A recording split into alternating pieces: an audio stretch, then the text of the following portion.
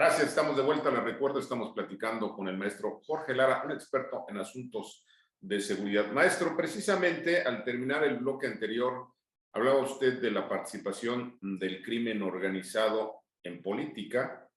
Vimos apenas este domingo anterior unas elecciones en donde hubo presencia de grupos criminales, evidente, hay incluso algunos videos.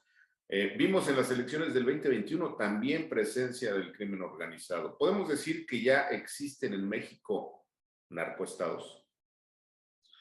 Bueno, esta es una problemática que señala e indica ya una evolución, ya una consolidación precisamente del fenómeno de la delincuencia organizada, que por lo general en la experiencia internacional no llega directamente a la política. Vamos, son fenómenos marginales, son fenómenos antisociales, que lo que procuran es extracción de rentas ilícitas, etcétera. Pero hemos visto en algunos países, por ejemplo, lo vimos en los 80s en Italia, lo vimos también en Colombia, cómo ya el crimen organizado empieza a ascender e inevitablemente se involucra en política cuando precisamente la clase política, los dirigentes, no hacen nada por poner un límite, por luchar en contra de la impunidad, por generar mecanismos de persecución y de investigación. Desafortunadamente en México vemos que esa circunstancia ha evolucionado de una manera muy importante en estos 3 años. Y sí, yo creo que tenemos ya una narcopolítica en ciernes, en algunos lugares ya muy evidente, como también hay distintos reportes, tanto periodísticos como de inteligencia, que dan cuenta con esta circunstancia y que además han sido alimentadas por el propio gobierno federal y Claro. el propio discurso del presidente. ¿Cómo le explicamos a la gente el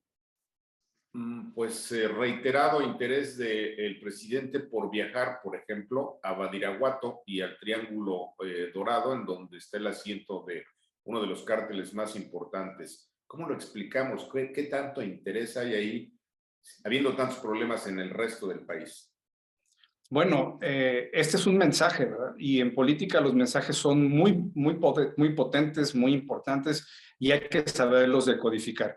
Es un mensaje que tiene distintos destinatarios. En primer lugar, el mensaje es hacia el propio crimen organizado, en este caso el cártel de Sinaloa, ¿no? Con todas las expresiones incluso de encomio que se hicieron en esas visitas, que es una señal de simpatía, de connivencia, de ni más ni menos el presidente con ellos.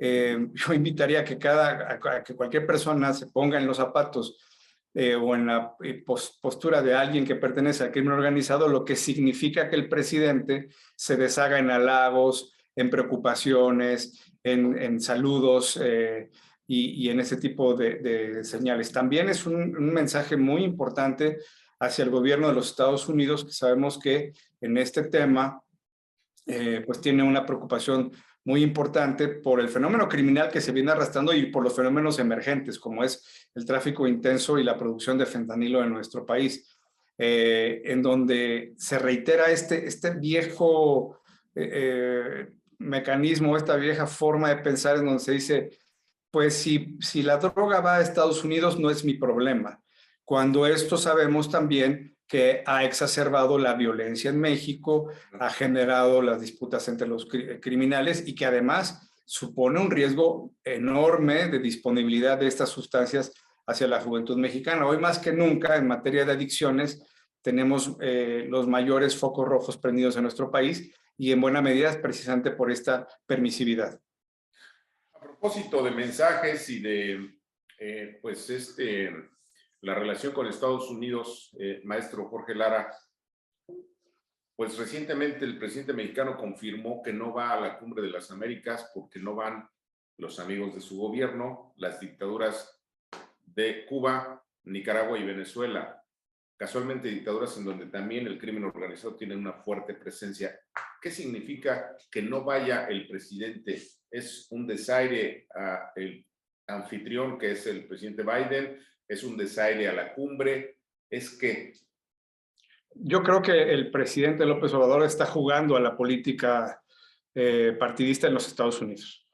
Yo creo que él se ha asumido como un aliado de Donald Trump y yo creo que eso puede explicar este desaire, este desplante y muchos otros, ¿verdad? Muchos otros que hemos visto desde que arrancó el gobierno, como de manera inexplicable en muchas ocasiones están alineadas las posiciones entre López Obrador y Donald Trump. Y en este caso es perfectamente atendible esta circunstancia en querer, digamos, dejar vacío el liderazgo de los Estados Unidos en esta coyuntura tan interesante. Yo no dejo de señalar que pues, el presidente López Obrador pide afuera lo que es incapaz de dar en su país, ¿no? El hecho de que él no ha dialogado con la oposición, él no ha dialogado con grupos de intelectuales, con académicos, con periodistas serios y críticos,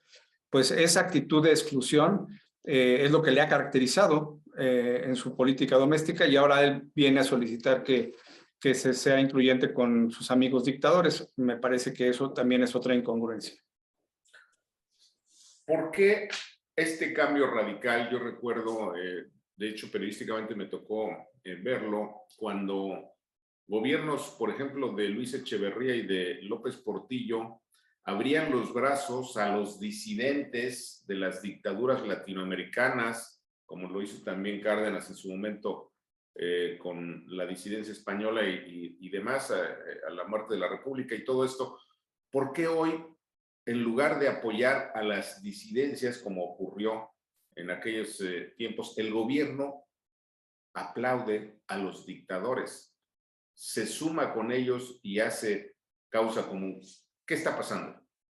Yo advierto dos cuestiones. En primer lugar, pues su alianza, su intención de generar una especie de bloque duro, ¿verdad? En la región, con este tipo de gobiernos autócratas y dictatoriales. Pero también hay un tema de ignorancia muy grande, de ignorancia, diríamos, supina del presidente en materia de derechos humanos. Él no ha entendido que en materia de derechos humanos el mundo va en una dirección y él va totalmente a contracorriente. En materia de los derechos humanos, que además él dice que los derechos humanos son un invento del neoliberalismo, bueno, pues los auspicios de esta filosofía constitucional, de esta filosofía político-jurídica, pues hablan de reivindicar, de rescatar los valores y la dignidad de las personas, incluso de luchar por los sectores de población más necesitados, más golpeados, más discriminados, reconociéndose incluso cuestiones como la jurisdicción universal, la condena a los delitos de lesa humanidad, los delitos que atentan en contra de los grandes sectores vulnerables de la humanidad. Es decir, ahorita el mundo está en una lucha denodada a favor de los derechos humanos y López Obrador está justamente formado en el otro bando, ¿verdad? En el bando en donde se cierran los ojos ante las violaciones de derechos humanos, en donde se estigmatiza, en donde se acusa, se cancela la pluralidad. Y bueno, pues esto yo creo que pues, le viene muy bien a los dictadores latinoamericanos.